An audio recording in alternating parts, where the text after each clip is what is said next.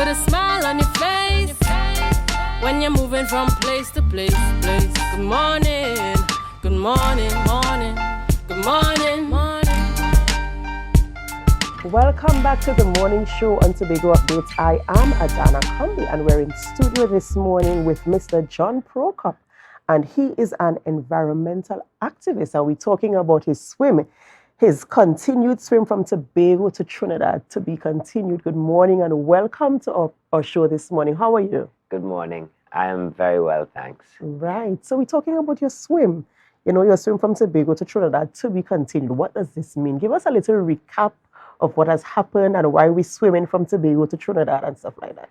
Well, I came on the program and talked about doing the swim. All the preparations went well, and we were very, very lucky to get a break in the weather window just one day after the swim was actually planned for. So we went out and tested the strength of the current and found that we had a period that was fairly gentle in comparison to the days that were to come. And so we took advantage of it. And I have to say that everything went really, really well. I'm really pleased with how the swim went. We didn't make it all the way to Trinidad, unfortunately, because we met the North Guyana equatorial current, and that stopped me in my tracks. However, we started off from Granby Point at about 3:30 in the morning, and everything went great for 23 miles. We even saw dolphins. So it was a really, really fun experience, and I had 3 support boats and 16 people supporting me out on the sea from the night into the day. And everyone had a great time, and we all got back safe and sound. So I consider it to be a success. Right, but 3 a.m. Yes. in the waters, what was it like? Ooh, it's a good thing that I had Johnny Walker with me, my very good friend. He's a free diver, among many other things. He's what you would call a marine specialist. And he was in the water with me every stroke of the way while it was dark. So I didn't have to worry about anything, and I could keep my mind focused on swimming properly, my swim technique. And I had a line with glow sticks attached to it so that I could see, exactly where I was going. But yeah. Right, so good. remind our viewers, for the viewers who didn't look at the first part of the interview, remind us what is the purpose and the intention behind this swim? What drove you to take on this swim? Oh gosh, it's been a dream for a long time. I've been swimming for a while. So it first came about when I heard the legend of the slave who escaped his captors from a plantation in Tobago and made it across the channel to Trinidad. And that, of course, happened because slavery was abolished in Trinidad before it was abolished in Tobago. Other than that, I've been training for this swim for a long time, and I wanted to increase awareness of the devastating effects of climate change and pollution and overfishing on our oceans and our marine environment, which is so important to a small island state like Trinidad and Tobago in particular. And I also wanted to highlight the need for the corporations and the government of Trinidad and Tobago to support Learn to Swim programs nationwide, as well as supporting our athletes when they are representing our country in sporting endeavors such as the swim and triathlons, etc. Right, there are 2 things you mentioned that I want to talk a little bit more about.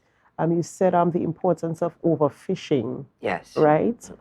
Tell us a little bit more about that, because some people will argue that, well, fishing is a means of providing food for us and also income. But you're saying that there must be some type of balance, is what you're saying? Absolutely.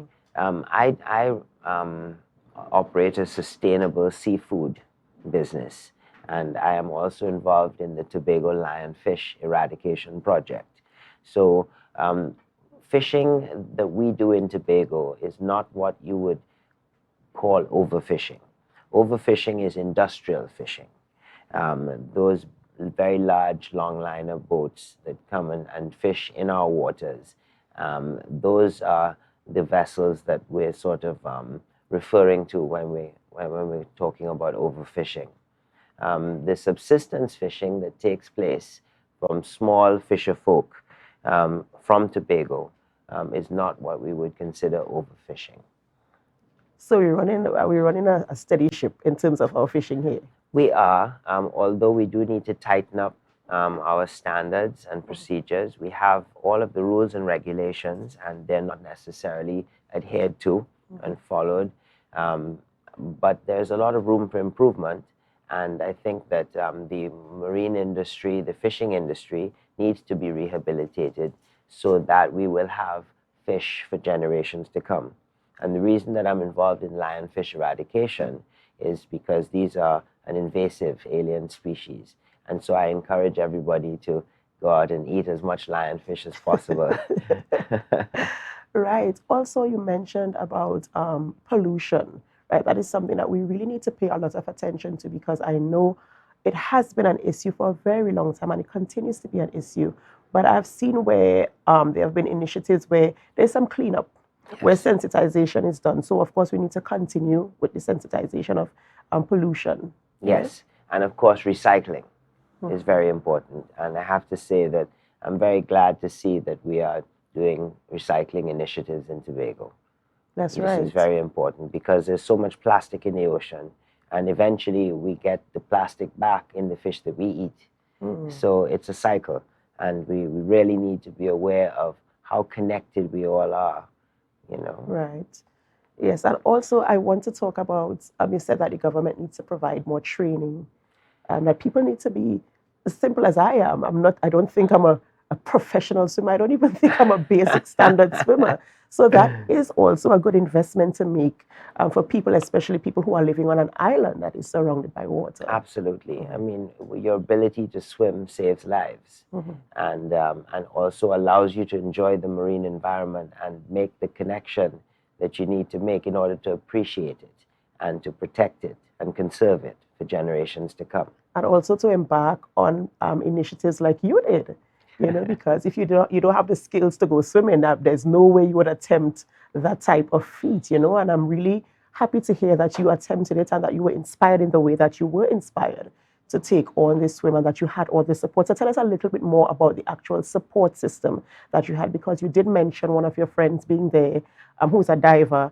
And of course, I'm sure that your support network would have been a little bit bigger as well to provide all the necessary, you know, support you need to make that trek from Trinidad to as far as you could, considering all things in terms of the current and stuff like that. Well, the success of the swim was depending completely on my support team, who came together like a family. 16 people were out there with me through the night and into the day. And there you are. There I am, yeah. And, you know, there were 3 boats. And one of the boats is called Survival, and they are from Barbados Bay, that's Studley Park. We began at Granby Point, so we began on their home grounds. Another boat was Predator, and another boat was On the Mark. And, you know, it took a massive effort, and I'm so grateful to all of the people who stayed with me, supported me for those hours that we were out there on the ocean. And I tell you, I could not have done it without them. And this is really a credit to that team of people who pulled together with one objective to make sure that they had my back. All I had to do, I had the easy part. I just had to go left stroke, right stroke, and just keep swimming and never give up. Right. And 23 miles you swam for. Yes, 23 miles. It was a huge swim, and I felt very good when I completed it, and yeah, I think that, and this is you here training. So guys, we want to reiterate that John is a professional swimmer. He's been swimming off camera. He told me he started diving at the age of 11. So he is seasoned, right? I have to say, I'm a professional scuba diver, but I am a competitive swimmer. So I'm very proud to say that I represent the Tobago Aqua Warriors swim team, who are based at the YMCA pool in Black Rock, Tobago. And it is in very large part due to the tutelage and the caring of coaches Rochelle Pear and Mosey Denoon that Right. I have been able to pull off a swim like this. Right. And I have to also thank all of our dedicated sponsors, of course. And without them, this also would not be possible. Right. This is really exciting stuff. And again, I want to reiterate that a lot of training, a lot of thought and strategy and planning went into this. So this is not something you just jump into the water and decide, okay, I'm going to swim from Tobago to Trinidad or Trinidad to Tobago. There's planning. You have to look at the weather conditions. You have to study the current and all these things had to be put into place. And this is why you had to have this team, right? Absolutely. To work together with you to ensure the safest possible environment for this Yes, to take place. absolutely.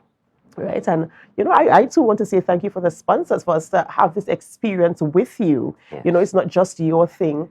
We're happy that we were part of this, that we could see the footage and the distance that you covered there. And I'm really happy to hear about your story and what has inspired you and the community that you've built around yourself to ensure this swim would happen. John, thank you so much for being on the program with us this morning and sharing your experience. And we thank you so much to your sponsors and your partners and the persons who teamed up with you to make this happen. Yeah. And we wish you all the best in the future on your future endeavors. Thank you very much. It's a real pleasure being on board the show. And I had a wonderful time in the interview. So great. Happy to hear it. Happy to hear it. Looking forward to many other swims in the future. I'm not exactly sure what will be next, but I'll keep you guys informed. Thank you. We look forward to it. We look forward to it. Guys, we've been speaking to John Procope. And of course, we're going to take a break before we continue with our program today. I am Adanna Combie, and I'm asking you to share the live, share the live, share the live. We'll be back.